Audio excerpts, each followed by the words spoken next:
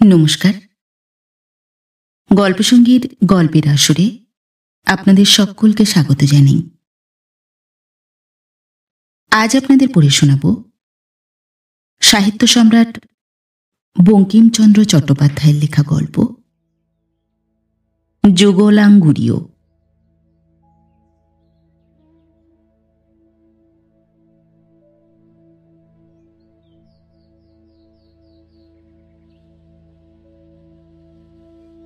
দুইজনে উদ্যান মধ্যে লতা মণ্ডপ তলে দাঁড়াইয়াছিলেন। তখন প্রাচীন নগর তাম্রলিপ্তের চরণ ধৌত করিয়া অনন্ত নীল সমুদ্র মৃদু মৃদু নিনাদ করিতেছিল। তাম্রলিপ্ত নগরের প্রান্তভাগে সমুদ্র তীরে এক বিচিত্র অট্টালিকা ছিল। তাহার নিকট একটি সুনির্মিত বৃক্ষবাটিকা। বৃক্ষবাটিকার অধিকারী ধনদাস নামক একজন শ্রেষ্ঠী। শ্রেষ্ঠীর কন্যা হিরণময়ী লতামণ্ডপে দাঁড়াইয়া এক যুবা পুরুষের সঙ্গে কথা কহিতেছিলেন। হিরণময়ী বিবাহের বয়স অতিক্রম করিয়াছিলেন। তিনি ঈপ্সিত স্বামীর কামনায় 11 বৎসরে আরম্ভ করিয়া ক্রমাগত 5 বৎসর এই সমুদ্র তীরবাসিনী সাগরেশ্বরী নাম্নী দেবীর পূজা করিয়াছিলেন, কিন্তু মনোরথ সফল হয় নাই। প্রাপ্ত যৌবনা কুমারী কেন যে এই যুবার সঙ্গে একা কথা কহেন তাহা সকলেই জানিত। হিরণময়ী যখন 4 বৎসরের বালিকা, তখন এই যুবার বয়ক্রম 8 বৎসর। ইহার পিতা শচীসুত শ্রেষ্ঠী ধনদাসের প্রতিবাসী। এজন্য উভয়ে একত্র বাল্য ক্রীড়া করিতেন। হয় শচীসুতের গৃহে, নয় ধনদাসের গৃহে সর্বদা একত্র সহবাস করিতেন। এক্ষণে যুবতীর বয়স 16, যুবার বয়স 20 বৎসর। তথাপি উভয়ের সেই বাল ও সখিত্ব সম্বন্ধই ছিল। একটুমাত্র বিঘ্ন ঘটিয়াছিল। যথাবিহিত কালে উভয়ের পিতা এই যুবক যুবতীর পরস্পরের সঙ্গে বিবাহ সম্বন্ধ করিয়াছিলেন। বিবাহের দিন স্থির পর্যন্ত হইয়াছিল। অকস্মাৎ হিরণময়ীর পিতা বলিলেন, আমি বিবাহ দিব না। সেই অবধি হিরণময়ী আর পুরন্দরের সঙ্গে সাক্ষাৎ করিতেন না।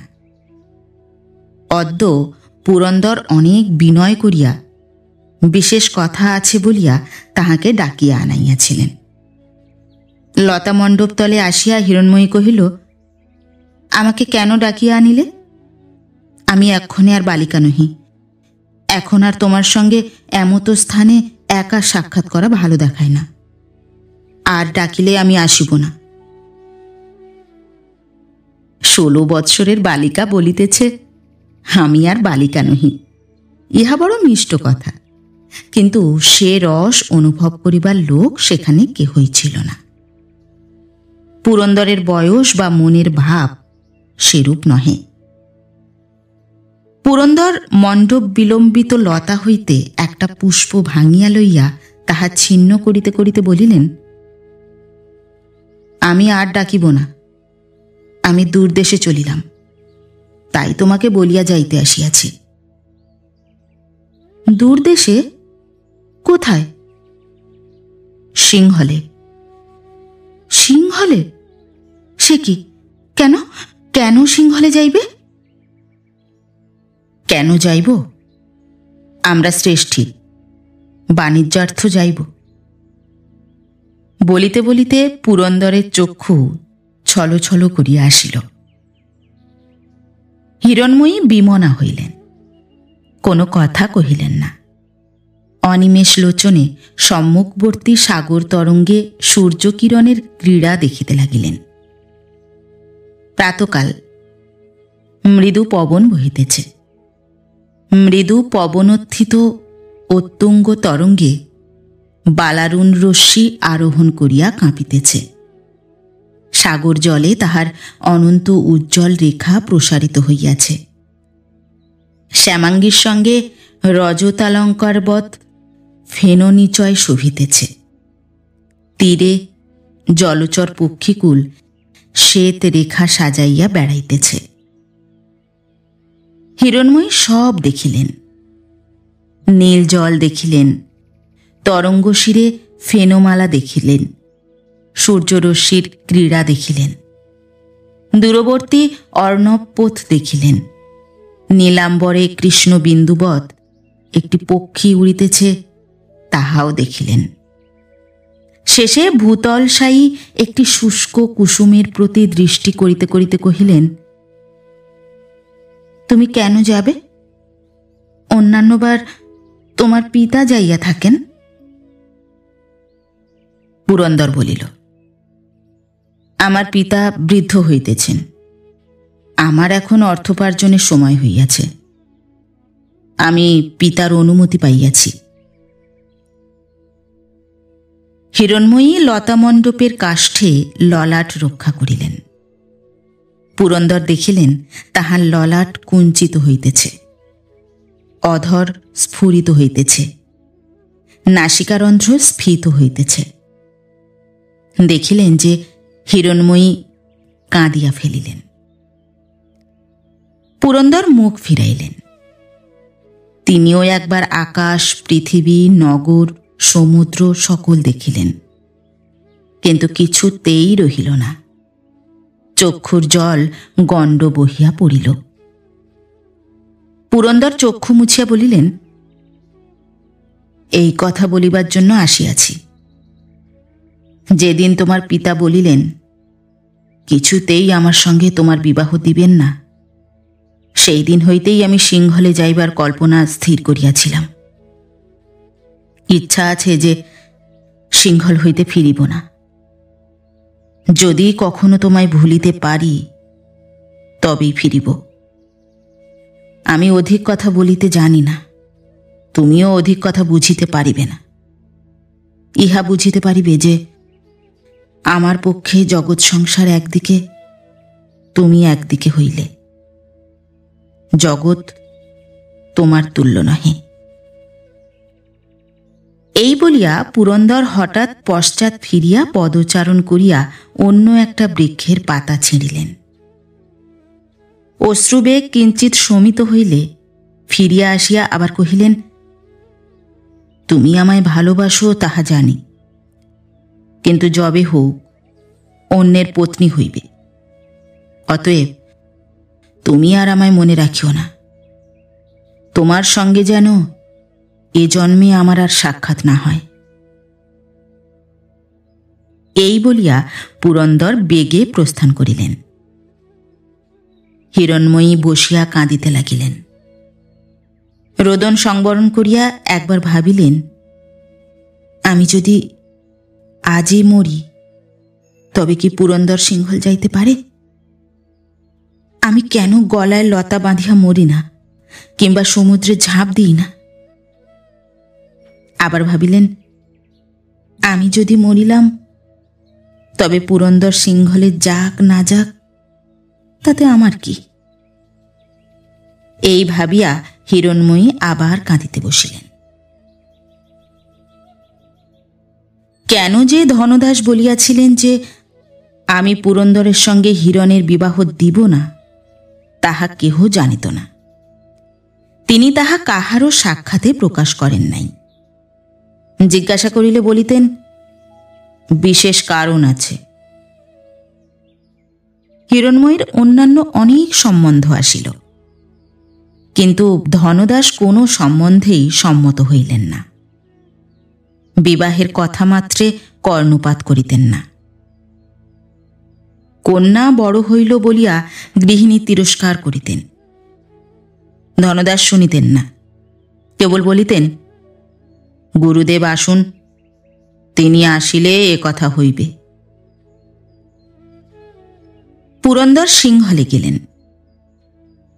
তাহার সিংহল যাত্রার পর 2 বৎসর এই রূপে গেল। পুরন্দর ফিরিলেন না। হিরণময়ীর কোনো সম্বন্ধ হইল না। হিরণ 18 বৎসরের হইয়া উদ্যান মধ্যস্থ নবপল্লবিত চ্যুত বৃক্ষের ন্যায় ধনদাসের গৃহ শোভা করিতে লাগিল। হিরণময়ী ইহাতে দুঃখিত হয়েন নাই। বিবাহের কথা হইলে পুরন্দরকে মনে পড়িত। তাহার সেই ফুল্ল কুসুম মালা মণ্ডিত কুঞ্চিত কৃষ্ণ কুন্তলাবলী বেষ্টিত সহাস্য মুখমণ্ডল মনে পড়িত। তাহার সেই দীর শুভ্র স্কন্ধদেশে স্বর্ণ পুষ্প শোভিত নীল উত্তরীয় মনে পড়িত। পদ্মহস্তে হীরকাঙ্গুরীয়গুলি মনে পড়িত। হিরণময়ী কাঁদিতেন।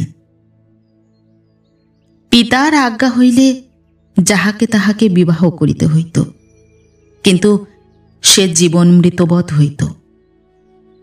তবে তাহার বিবাহোদ্যোগে পিতাকে অপবৃত্ত দেখিয়া আহ্লাদিত হউন বা না হউন, বিস্মিতা হইতেন। লোকে এত বয়স অবধি কন্যা অবিবাহিতা রাখে না, রাখিলেও তাহার সম্বন্ধ করে। তাহার পিতা সে কথায় কর্ণ পর্যন্ত দেন না কেন? একদিন অকস্মাৎ এ বিষয়ের কিছু সন্ধান পাইলেন। ধনদাস বাণিজ্য হেতু চীন দেশে নির্মিত একটি বিচিত্র কৌটা পাইয়াছিলেন। কৌটা অতি বৃহৎ।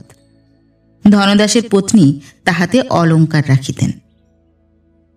ধনদাস কতকগুলি নূতন অলঙ্কার প্রস্তুত করিয়া পত্নীকে উপহার দিলেন।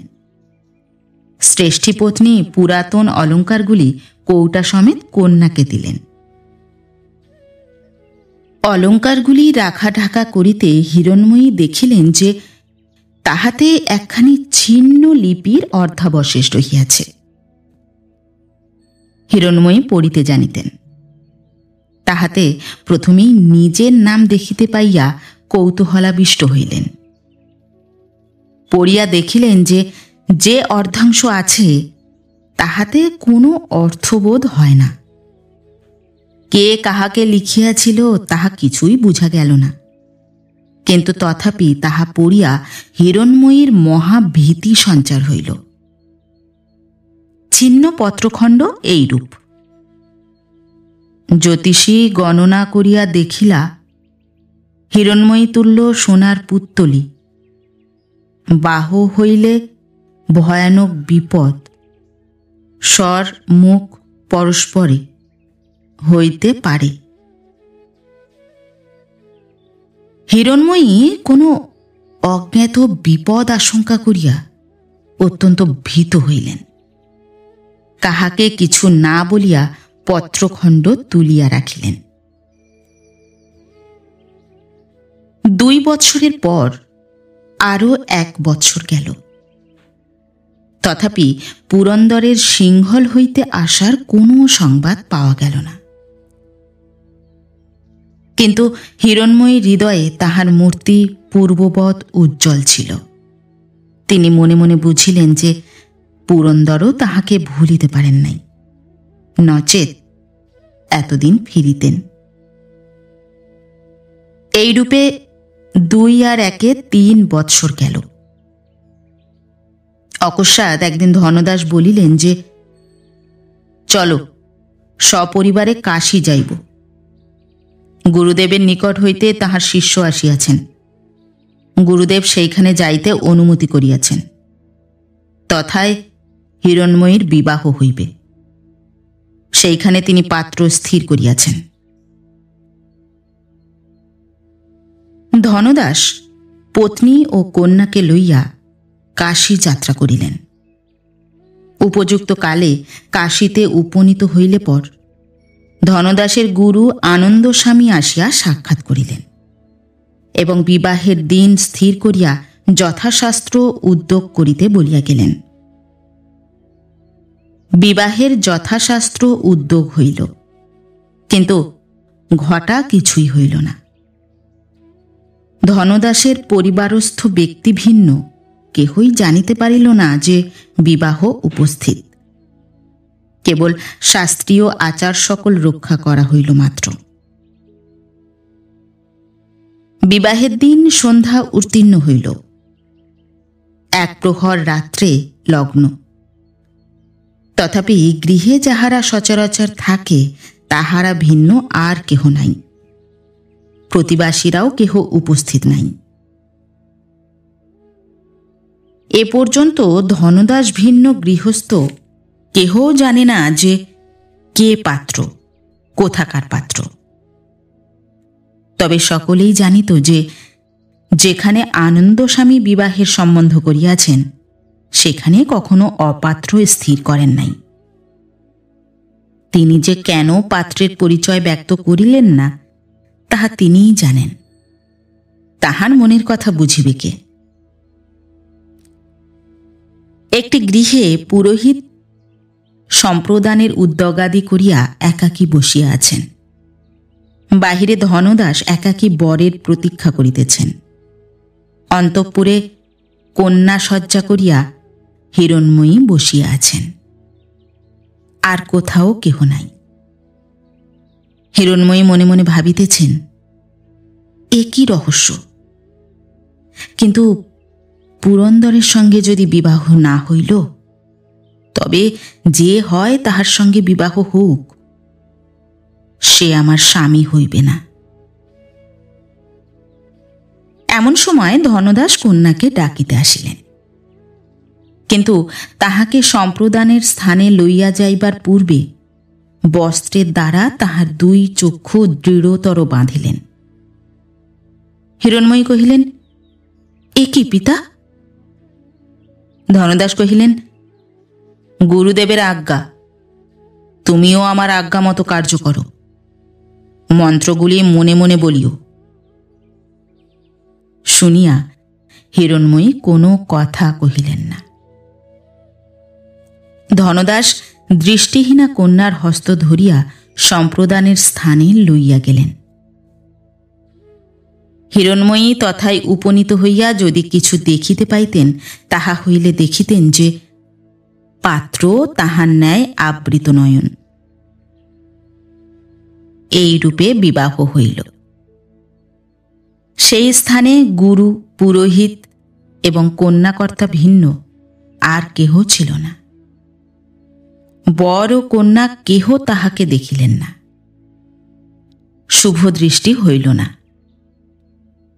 সম্প্রদানান্তে আনন্দস্বামী বরকন্যাকে কহিলেন যে, তোমাদিগের বিবাহ হইল, কিন্তু তোমরা পরস্পরকে দেখিলে না। কন্যার কুমারী নাম ঘুচানোই এই বিবাহের উদ্দেশ্য। ইহজন্মে কখনো তোমাদের পরস্পরের সাক্ষাৎ হইবে কিনা বলিতে পারি না। যদি হয় তবে কেহ কাহাকে চিনিতে পারিবে না। চিনিবার আমি একটি উপায় করিয়া দিতেছি। আমার হাতে দুইটি অঙ্গুরীয় আছে, দুইটি ঠিক এক প্রকার। অঙ্গুরীয় যে প্রস্তরে নির্মিত তাহা প্রায় পাওয়া যায় না, এবং অঙ্গুরীয়ের ভিতরের পৃষ্ঠে একটি ময়ূর অঙ্কিত আছে। ইহার একটি বরকে, অন্যটি কন্যাকে দিলাম। এরূপ অঙ্গুরীয় অন্য কেহ পাইবে না। বিশেষ এই ময়ূরের চিত্র অনুকরণীয়। ইহা আমার স্বহস্ত খোদিত। যদি কন্যা কোনো পুরুষের হস্তে এইরূপ অঙ্গুরীয় দেখেন, তবে জানিবেন যে সেই পুরুষ তাহার স্বামী। যদি বর কখনো কোনো স্ত্রীলোকের হস্তে এইরূপ অঙ্গুরীয় দেখেন, তবে জানিবেন যে তিনিই তাহার পত্নী। তোমরা কেহ এ অঙ্গুরীয় হারাইও না বা কাহাকে দিও না। অন্নাভাব হইলেও বিক্রয় করিও না। কিন্তু ইহাও আজ্ঞা করিতেছি যে অদ্য হইতে ৫ বৎসরের মধ্যে কদাচ এই অঙ্গুরীয় পড়িও না। অদ্য আষাঢ় মাসের শুক্লা পঞ্চমী, রাত্রি ১১ দণ্ড হইয়াছে। ইহার পর ৫ম আষাঢ়ের শুক্লা পঞ্চমীর ১১ দণ্ড রাত্রি পর্যন্ত অঙ্গুরীয় ব্যবহার নিষেধ করিলাম। আমার নিষেধ অবহেলা করিলে গুরুতর অমঙ্গল হইবে। এই বলিয়া আনন্দস্বামী বিদায় হইলেন। ধনদাস কন্যার চক্ষুর বন্ধন মোচন করিলেন। হিরণ্ময়ী চক্ষু চাহিয়া দেখিলেন যে গৃহমধ্যে কেবল পিতা ও পুরোহিত আছেন, তাহার স্বামী নাই। তাহার বিবাহ রাত্রি একাই যাপন করিলেন। বিবাহান্তে ধনদাস স্ত্রী ও কন্যাকে লইয়া দেশে ফিরিয়া আসিলেন। আরও 4 বৎসর অতিবাহিত হইল। পুরন্দর ফিরিয়া আসিলেন না। হিরণ্ময়ীর পক্ষে এখন ফিরিলেই কি আর না ফিরিলেই কি। পুরন্দর যে এই 7 বৎসরে ফিরিল না, ইহা ভাবিয়া হিরণ্ময়ী দুঃখিতা হইলেন। মনে ভাবিলেন, তিনি যে আজও আমায় ভুলিতে পারেন নাই বলিয়া আসিলেন না, এমত কদাচ সম্ভব নহে। তিনি জীবিত আছেন কিনা সংশয়। তাহার দেখার আমি কামনা করি না। এখন আমি অন্যের স্ত্রী, কিন্তু আমার বাল্যকালের সুহৃদ বাঁচিয়া থাকুক, এ কামনা কেন না করিব। ধনদাসেরও কোনো কারণে না কোনো কারণে চিন্তিত ভাব প্রকাশ হইতে লাগিল। ক্রমে চিন্তা গুরুতর হইয়া শেষে দারুণ রোগে পরিণত হইল। তাহাতে তাহার মৃত্যু হইল। ধনদাসের পত্নী অনুমৃতা হইলেন। হিরণ্ময়ীর আর কেহ ছিল না। এজন্য হিরণ্ময়ী মাতার চরণ ধারণ করিয়া অনেক রোদন করিয়া কহিলেন যে, তুমি মরিও না। কিন্তু শ্রেষ্ঠী পত্নী শুনিলেন না। তখন হিরণ্ময়ী পৃথিবীতে একাকিনী হইলেন। মৃত্যুকালে হিরণ্ময়ীর মাতা তাহাকে বুঝাইলেন যে, বাছা, তোমার কিসের ভাবনা? তোমার একজন স্বামী অবশ্য আছেন। নিয়মিত কাল অতীত হইলে তাহার সহিত সাক্ষাৎ হইলেও হইতে পারে। না হয় তুমিও নিতান্ত বালিকা নহ। বিশেষ পৃথিবীতে যে সহায় প্রধান ধন, তাহা তোমার অতুল পরিমাণে রহিল। কিন্তু সে আশা বিফল হইল।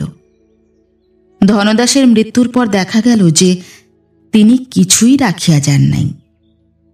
অলঙ্কার, অট্টালিকা এবং গার্হস্থ্য সামগ্রী ভিন্ন আর কিছুই নাই।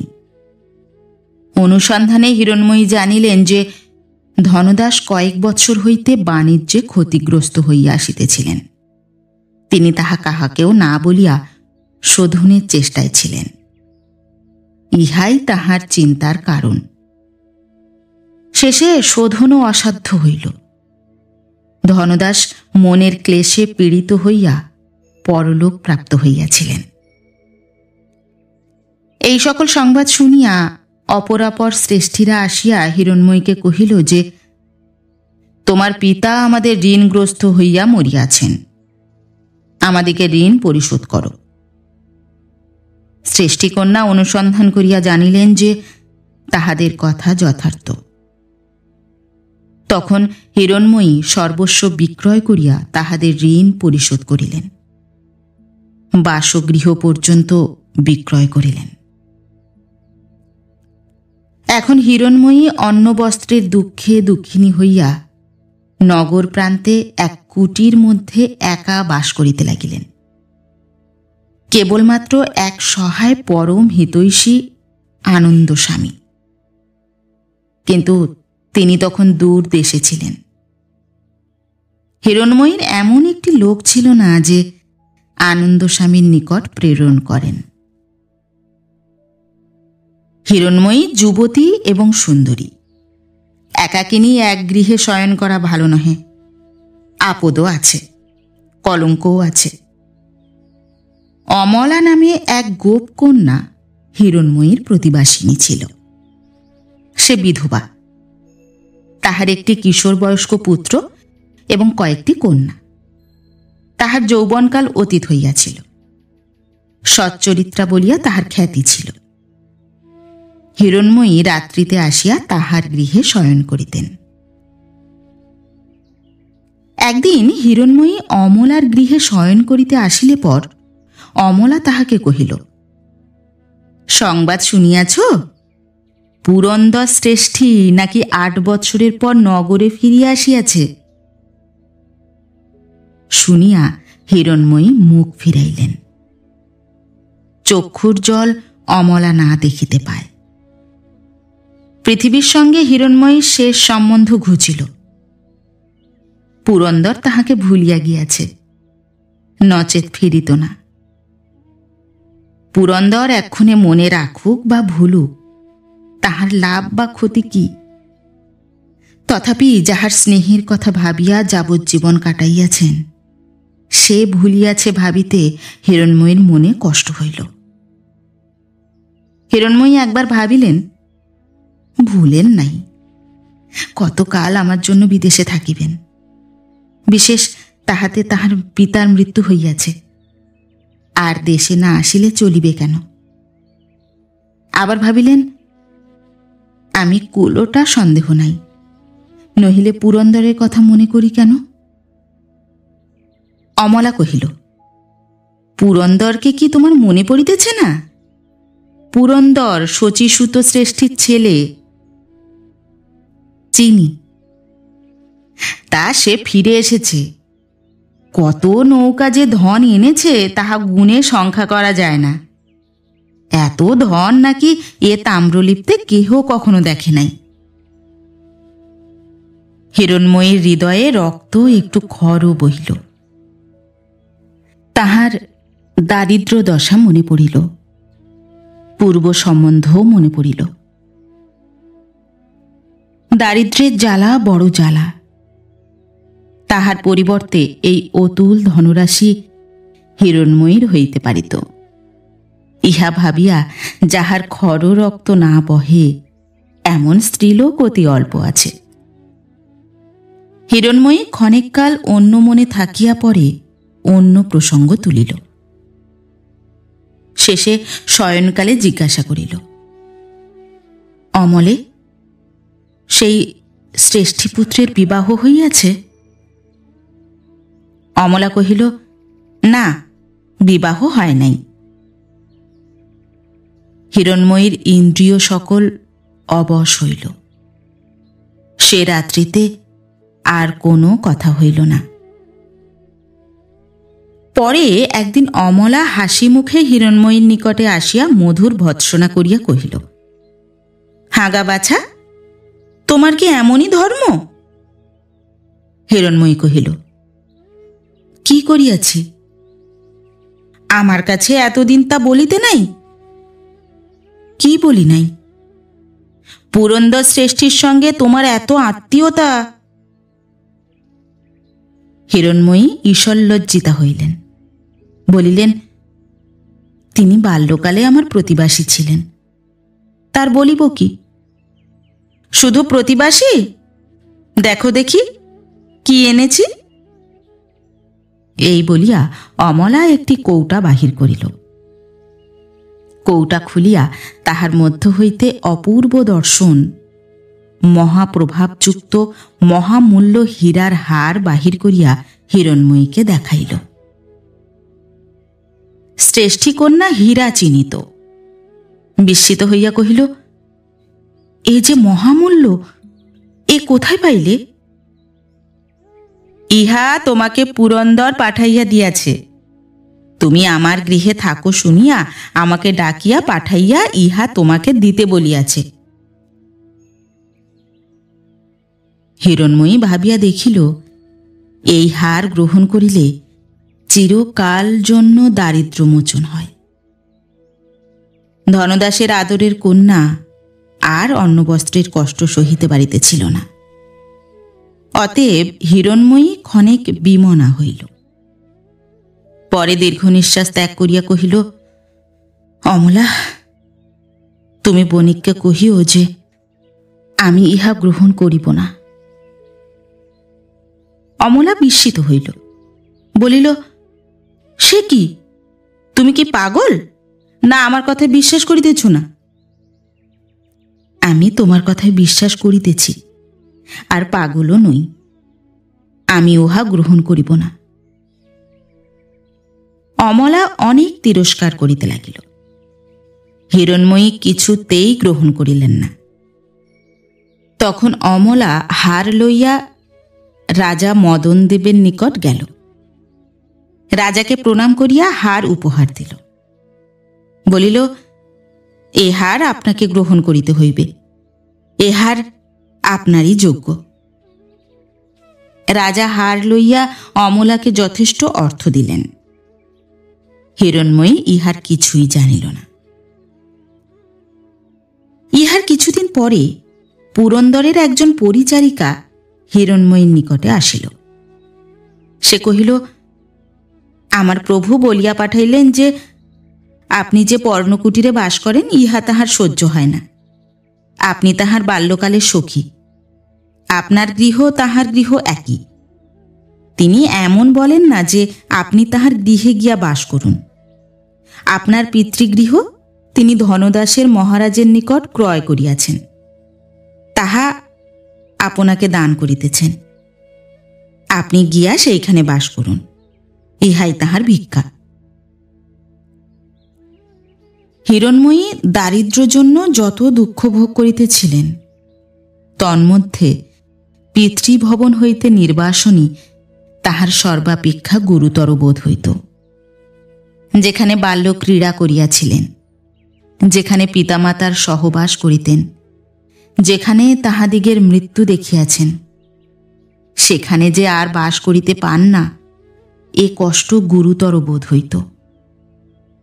সেই ভবনের কথায় তাহার চক্ষে জল আসিল।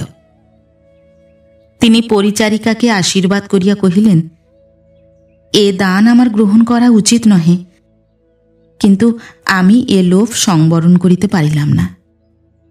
তোমার প্রভুর সর্বপ্রকার মঙ্গল হোক। পরিচারিকা প্রণাম করিয়া বিদায় হইল। অমলা উপস্থিত ছিল। হিরণময়ী তাহাকে বলিলেন, অমলা, তথায় আমার একা বাস করা যাইতে পারে না, তুমিও তথায় বাস করিবে, চলো। অমলা স্বীকৃতা হইল। উভয়ে গিয়া ধনদাসের গৃহে বাস করিতে লাগিলেন। তথাপি অমলাকে সর্বদা পুরন্দরের গৃহে যাইতে হিরণময়ী একদিন নিষেধ করিলেন। অমলা আর যাইত না। পিতৃগৃহে গমনাবধি হিরণময়ী একটা বিষয়ে বড় বিস্মিতা হইলেন। একদিন অমলা কহিল, তুমি সংসার নির্বাহের জন্য ব্যস্ত হইও না, বা শারীরিক পরিশ্রম করিও না। রাজবাড়িতে আমার কার্য হইয়াছে, আর এখন অর্থের অভাব নাই, অতএব আমি সংসার চালাইব। তুমি সংসারে কর্ত্রী হইয়া থাকো। হিরণময়ী দেখিলেন অমলার অর্থের বিলক্ষণ প্রাচুর্য। মনে মনে নানা প্রকার সন্দিহান হইলেন।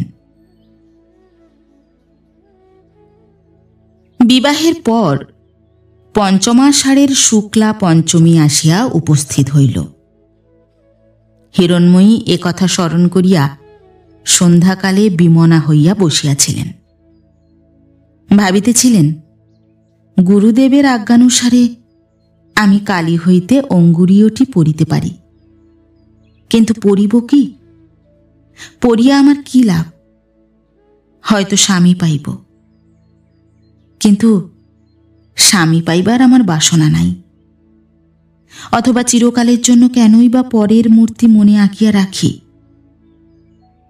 এ দুরন্ত হৃদয়কে শাসিত করাই উচিত, নহিলে ধর্মে পতিত হইতেছি। এমন সময় অমলা বিস্ময় বিহবলা হইয়া আসিয়া কহিল, কি সর্বনাশ! আমি কিছুই বুঝিতে পারিতেছি না, না জানি কি হইবে। কি হইয়াছে? রাজপুরী হইতে তোমার জন্য শিবিকা লইয়া দাস দাসী আসিয়াছে, তোমাকে লইয়া যাইবে। তুমি পাগল হইয়াছ? আমাকে রাজবাড়ি হইতে লইতে আসিবে কেন? এমন সময়ে রাজদূতি আসিয়া প্রণাম করিল এবং কহিল যে পরম ভট্টারক শ্রী মদনদেবের আজ্ঞা যে হিরণময়ী এই মুহূর্তেই শিবিকারোহণে রাজাবরোধে যাইবেন। হিরণময়ী বিস্মিতা হইলেন, কিন্তু অস্বীকার করিতে পারিলেন না। রাজাজ্ঞা অলঙ্ঘ্য। বিশেষ রাজা মদনদেবের অবরোধে যাইতে কোনো শঙ্কা নাই। রাজা পরম ধার্মিক এবং জিতেন্দ্রিয় বলিয়া খ্যাত। তাহার প্রতাপে কোনো রাজপুরুষও কোনো স্ত্রীলোকের উপর কোনো অত্যাচার করিতে পারে না। হিরণময়ী অমলাকে বলিলেন, অমলে, আমি রাজদর্শনে যাইতে সম্মত, তুমি সঙ্গে চলো। অমলা স্বীকৃতা হইল। তৎসমভিব্যাহারে শিবিকারোহণে হিরণময়ী রাজাবরোধ মধ্যে প্রবিষ্টা হইলেন। প্রতিহারী রাজাকে নিবেদন করিল যে শ্রেষ্ঠী কন্যা আসিয়াছে। রাজাজ্ঞা পাইয়া প্রতিহারী একা হিরণময়ীকে রাজসমক্ষে লইয়া আসিল। অমলা বাহিরে রহিল।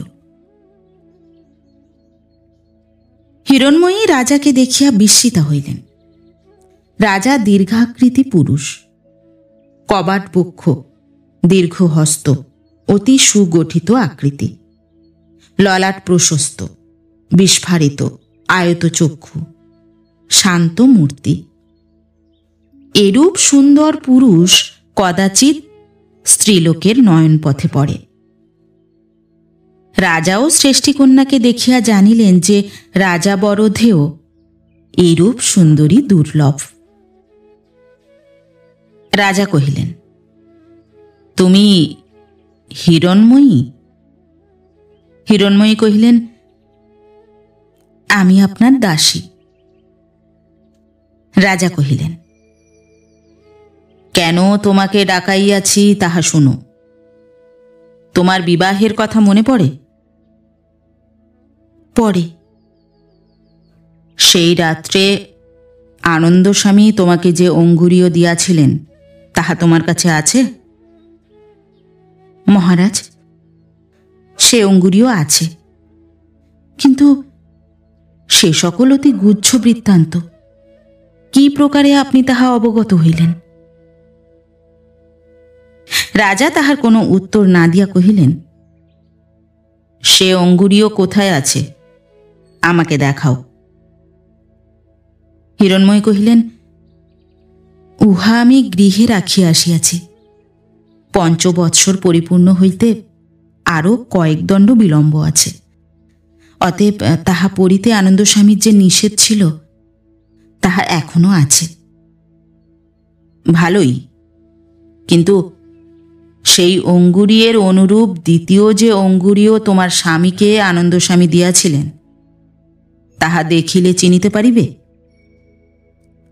উভয় অঙ্গুরীয় একই রূপ, সুতরাং দেখিলে চিনিতে পারিব। তখন প্রতিহারী রাজাজ্ঞা প্রাপ্ত হইয়া এক সুবর্ণের কৌটা আনিল।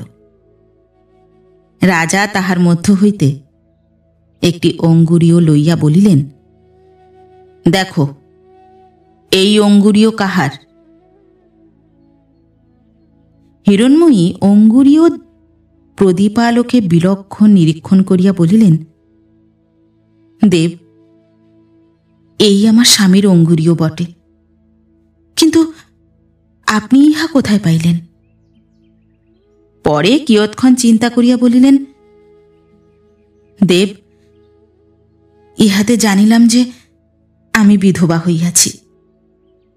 স্বজনহীন মৃতের ধন আপনার হস্তগত হইয়াছে, নহিলে তিনি জীবিতাবস্থায় ইহা ত্যাগ করিবার সম্ভাবনা ছিল না। রাজা হাসিয়া কহিলেন, আমার কথায় বিশ্বাস করো, তুমি বিধবা নহ। তবে আমার স্বামী আমার অপেক্ষাও দরিদ্র, ধনলোভে ইহা বিক্রয় করিয়াছেন। তোমার স্বামী ধনী ব্যক্তি, তবে আপনি ছলে বলে কৌশলে তাহার নিকট হইতে ইহা অপহরণ করিয়াছেন। রাজা এই দুঃসাহসিক কথা শুনিয়া বিস্মিত হইলেন। বলিলেন, তোমার বড় সাহস! রাজা মদনদেব চোর, ইহা আর কেহ বলে না। নচেত আপনি এ অঙ্গুরীয় কোথায় পাইলেন? আনন্দস্বামী তোমার বিবাহের রাত্রে ইহা আমার অঙ্গুলিতে পরাইয়া দিয়াছেন। হিরণময়ী তখন লজ্জায় অধোমুখী হইয়া কহিলেন, আর্যপুত্র, আমার অপরাধ ক্ষমা করুন। আমি চপলা, না জানিয়া কটু কথা বলিয়াছি। হিরণময়ী রাজমহিষী। ইহা শুনিয়া হিরণময়ী অত্যন্ত বিস্মিতা হইলেন, কিন্তু কিছুমাত্র আহ্লাদিতা হইলেন না, বরং বিষণ্ণা হইলেন। ভাবিতে লাগিলেন যে আমি এতদিন পুরন্দরকে পাই নাই বটে, কিন্তু পরপত্নীত্বের যন্ত্রণা ভোগ করি নাই। এখন হইতে আমার সে যন্ত্রণা আরম্ভ হইল। আর আমি হৃদয় মধ্যে পুরন্দরের পত্নী, কি প্রকারে অন্যান্যরাগিনী হইয়া এই মহাত্মার গৃহ অলঙ্কিত করিব? হিরণময়ী এইরূপ ভাবিতেছিলেন। এমত সময়ে রাজা বলিলেন, হিরণময়ী, তুমি আমার মহিষী বটে, কিন্তু তোমাকে গ্রহণ করিবার পূর্বে আমার কয়েকটি কথা জিজ্ঞাস্য আছে।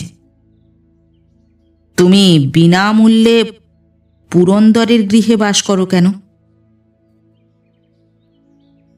হিরণময়ী অধোবদন হইলেন।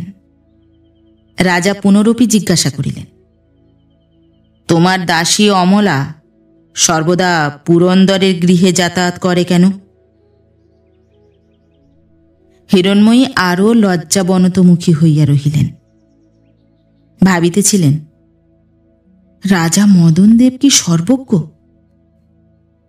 তখন রাজা কহিলেন, আর একটা গুরুতর কথা আছে। তুমি পরনারী হইয়া পুরন্দর প্রদত্ত হীরক হার গ্রহণ করিয়াছিলে কেন? এবার হিরণময়ী কথা কহিলেন। বলিলেন, আর্যপুত্র, জানিলাম আপনি সর্বজ্ঞ নহেন। হীরক হার আমি ফিরাইয়া দিয়াছি। তুমি সেই হার আমার নিকট বিক্রয় করিয়াছ। এই দেখো সেই হার। এই বলিয়া রাজা কৌটার মধ্য হইতে হার বাহির করিয়া দেখাইলেন। হিরণময়ী হীরক হার চিনিতে পারিয়া বিস্মিতা হইলেন। কহিলেন, আর্যপুত্র, এ হার কি আমি স্বয়ং আসিয়া আপনার কাছে বিক্রয় করিয়াছি? না, তোমার দাসী বা দূতী অমলা আসিয়া বিক্রয় করিয়াছে। তাহাকে ডাকাইব? হিরণময়ীর অমর্যান্বিত মদনমণ্ডলে একটু হাসি দেখা দিল। বলিলেন, আর্যপুত্র, অপরাধ ক্ষমা করুন। অমলাকে ডাকাইতে হইবে না। আমি এ বিক্রয় স্বীকার করিতেছি। এবার রাজা বিস্মিত হইলেন।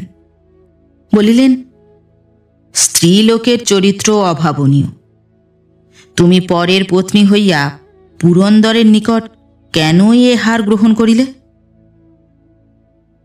প্রণয়োপহার বলিয়া গ্রহণ করিয়াছি। রাজা আরও বিস্মিত হইলেন। জিজ্ঞাসা করিলেন, সে কি? কি প্রকারে প্রণয়োপহার? আমি কুলোটা। মহারাজ, আমি আপনার গ্রহণের যোগ্যা নহি। আমি প্রণাম করিতেছি। আমাকে বিদায় দিন। আমার সঙ্গে বিবাহ বিস্তৃত হউন। হিরণময়ী রাজাকে প্রণাম করিয়া গমনোদ্যত হইয়াছেন। এমন সময়ে রাজার বিস্ময় বিকাশক মুখকান্তি অকস্মাৎ প্রফুল্ল হইল। তিনি উচ্চহাস্য করিয়া উঠিলেন। হিরণময়ী ফিরিল। রাজা কহিলেন, হিরণময়ী, তুমি জিতিলে, আমি হারিলাম। তুমি কুলোটা নহ, আমিও তোমার স্বামী নহি। যাইও না। মহারাজ, তবে এ কাণ্ডটা কি আমাকে বুঝাইয়া বলুন। আমি অতি সামান্য স্ত্রী, আমার সঙ্গে আপনার তুল্য গম্ভীর প্রকৃতি রাজাধিরাজের রহস্য সম্ভবে না। রাজা হাস্য ত্যাগ না করিয়া বলিলেন, আমার ন্যায় রাজারই এরূপ রহস্য সম্ভবে। 6 বৎসর হইল তুমি একখানি পত্রার্ধ অলঙ্কার মধ্যে পাইয়াছিলে, তাহা কি আছে? মহারাজ, আপনি সর্বজ্ঞই বটে। পত্রার্ধ আমার গৃহে আছে। তুমি শিবিকারোহণে পুনশ্চ গৃহে গিয়া সেই পত্রার্ধ লইয়া আইস। তুমি আসিলে আমি সকল কথা বলিব। হিরণ্ময়ী রাজার আজ্ঞায় শিবিকারোহণে স্বগৃহে প্রত্যাগমন করিলেন এবং তথা হইতে সেই পূর্ববর্ণিত পত্রার্ধ লইয়া পুনশ্চ রাজ সন্নিধানে আসিলেন। রাজা সেই পত্রার্ধ দেখিয়া আর একখানি পত্রার্ধ কৌটা হইতে বাহির করিয়া হিরণ্ময়ীকে দিলেন। বলিলেন, উভয় অর্ধকে মিলিত করো। হিরণ্ময়ী উভয়ার্ধ মিলিত করিয়া দেখিলেন, মিলিল। রাজা কহিলেন, উভয়ার্ধ একত্রিত করিয়া পাঠ করো। তখন হিরণ্ময়ী নিম্নলিখিত মতো পাঠ করিলেন। জ্যোতিষী গণনা করিয়া দেখিলাম যে তুমি যে কল্পনা করিয়াছ তাহা কর্তব্য নহে। হিরণ্ময়ী তুল্য সোনার পুত্তলিকে কখনো চিরবৈধব্যে নিক্ষিপ্ত করা যাইতে পারে না। তাহার বিবাহ হইলে ভয়ানক বিপদ। তাহার চিরবৈধব্য ঘটিবে গণনা দ্বারা জানিয়াছি। তবে 5 বৎসর পর্যন্ত পরস্পরে যদি দম্পতি মুখদর্শন না করে, তবে এই গ্রহ হইতে যাহাতে নিষ্কৃতি হইতে পারে তাহার বিধান আমি করিতে পারি। পাঠ সমাপন হইলে রাজা কহিলেন, এই লিপি আনন্দস্বামী তোমার পিতাকে লিখিয়াছিলেন। তাহা এখন বুঝিতে পারিতেছি। কেন বা আমাদিগের বিবাহকালে নয়নাবৃত হইয়াছিল, কেনই বা গোপনে সেই অদ্ভুত বিবাহ হইয়াছিল, কেনই বা 5 বৎসর অঙ্গুরীয় ব্যবহার নিষিদ্ধ হইয়াছে, তাহা বুঝিতে পারিতেছি।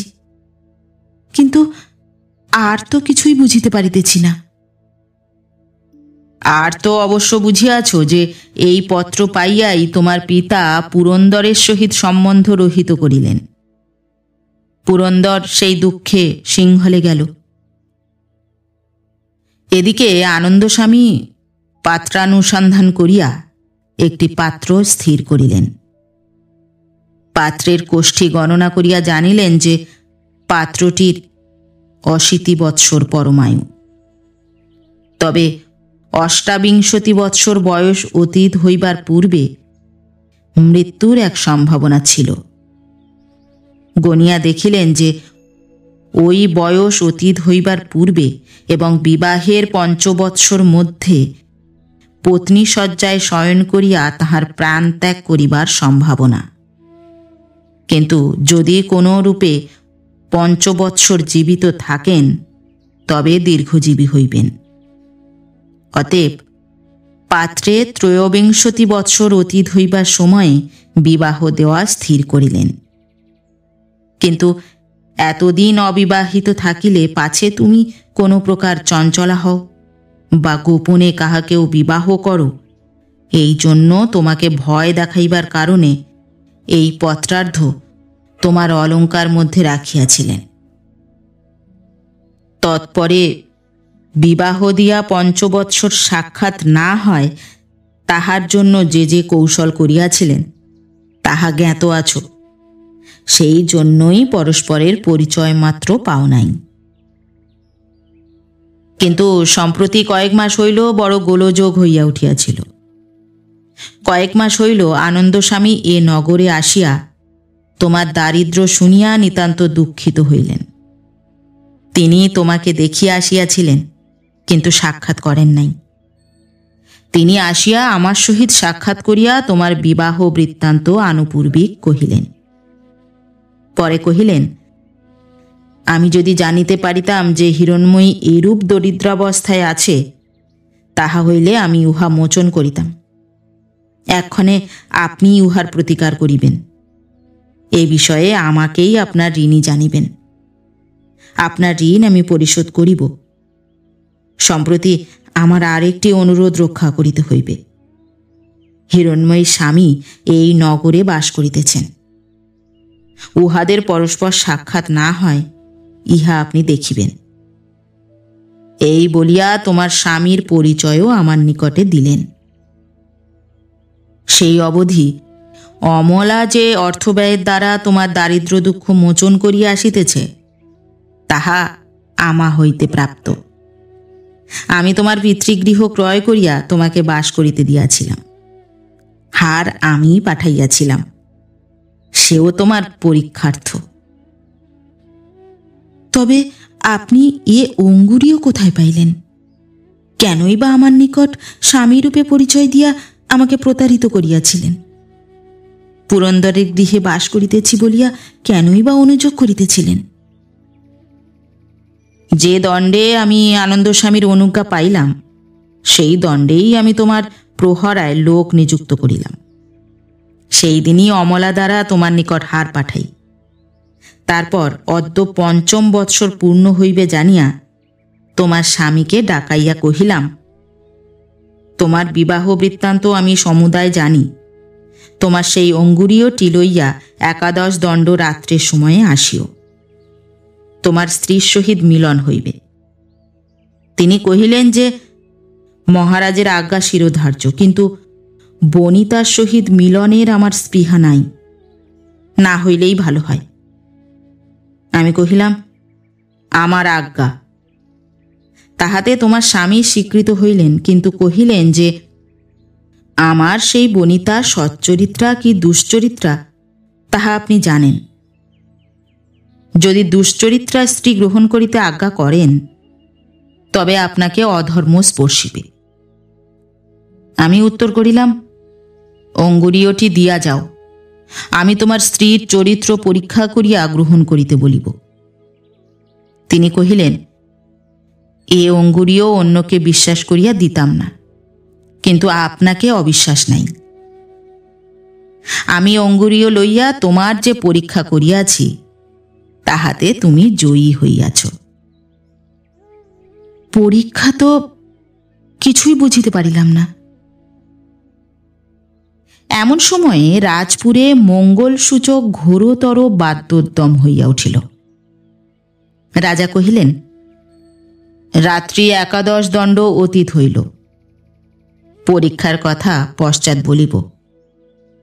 এক্ষণে তোমার স্বামী আসিয়াছেন, শুভ লগ্নে তাহার সহিত শুভ দৃষ্টি করো। তখন পশ্চাৎ হইতে সেই কক্ষের দ্বার উদ্ঘাটিত হইল।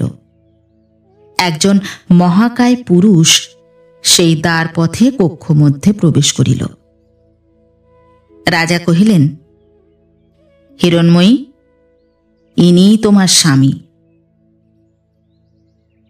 হিরণ্ময়ী চাহিয়া দেখিলেন, তাহার মাথা ঘুরিয়া গেল। জাগ্রত স্বপ্নের ভেদজ্ঞান শূন্য হইলেন। দেখিলেন পুরন্দর। উভয়ে উভয়কে নিরীক্ষণ করিয়া স্তম্ভিত, উন্মত্ত প্রায় হইলেন। কেহই যেন কথা বিশ্বাস করিলেন না। রাজা পুরন্দরকে কহিলেন, সুহৃদ, হিরণ্ময়ী তোমার যোগ্যা পত্নী, আদরে গৃহে লইয়া যাও। ইনি অদ্যাপি তোমার প্রতি পূর্ববৎ স্নেহময়ী।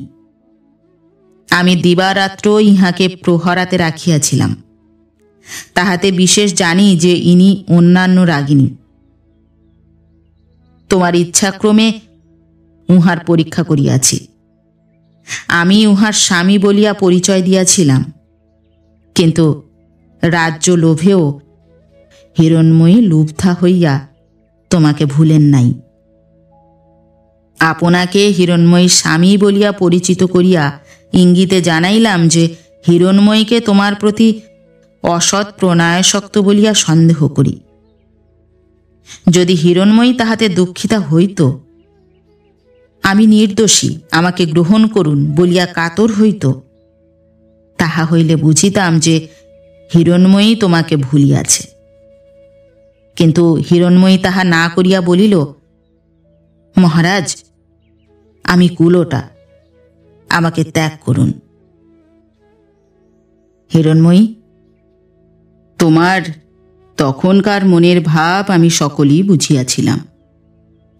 তুমি অন্য স্বামীর সংসর্গ করিবে না বলিয়াই আপনাকে কুলোটা বলিয়া পরিচয় দিয়াছিলে। এক্ষণে আশীর্বাদ করি, তোমরা সুখী হও। মহারাজ, আমাকে আর একটি কথা বুঝাইয়া দিন। ইনি সিংহলে ছিলেন, কাশীতে আমার সঙ্গে পরিণয় হইল কি প্রকারে? যদি ইনি সিংহল হইতে সে সময় আসিয়াছিলেন, তবে আমরা কেহ জানিলাম না কেন? আনন্দস্বামী এবং পুরন্দরের পিতায় পরামর্শ করিয়া সিংহলে লোক পাঠাইয়া ইহাকে সিংহল হইতে একেবারে কাশী লইয়া গিয়াছিলেন। পরে সেইখান হইতে ইনি পুনশ্চ সিংহল গিয়াছিলেন, তাম্রলিপ্তে আসেন নাই। এই জন্য তোমরা কেহ জানিতে পারো নাই। পুরন্দর কহিলেন, মহারাজ, আপনি যেমন আমার চিরকালের মনোরথ পূর্ণ করিলেন, জগদীশ্বর তেমনি আপনার সকল মনোরথ পূর্ণ করুন। অদ্য আমি যেমন সুখী হইলাম, এমন সুখী কেহ আপনার রাজ্যে কখনো বাস করে নাই।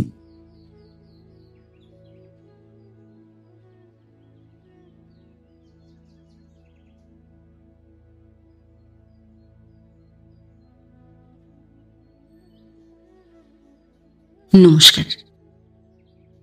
নতুন একটি গল্প নিয়ে খুব শিগগির ফিরে আসছি। ততক্ষণ সবাই ভালো থাকবেন, সুস্থ থাকবেন। গল্প পাঠ কেমন লাগলো অবশ্যই কমেন্ট করে জানাবেন, এবং ভিন্ন ভিন্ন স্বাদের অডিও স্টোরি শোনার জন্য অবশ্যই চ্যানেলটি সাবস্ক্রাইব করবেন। ধন্যবাদ।